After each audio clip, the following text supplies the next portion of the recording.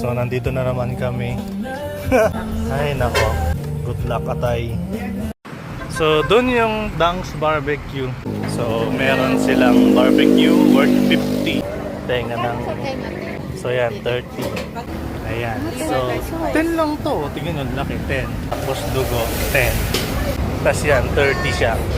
Tapos meron din sila mga lutong ulam. Yan, dinakdakan.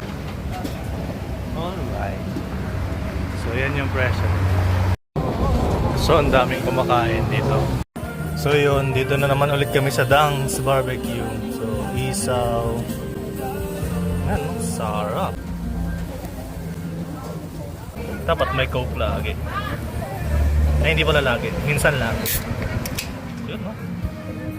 Coke zero. Yan ang view mo.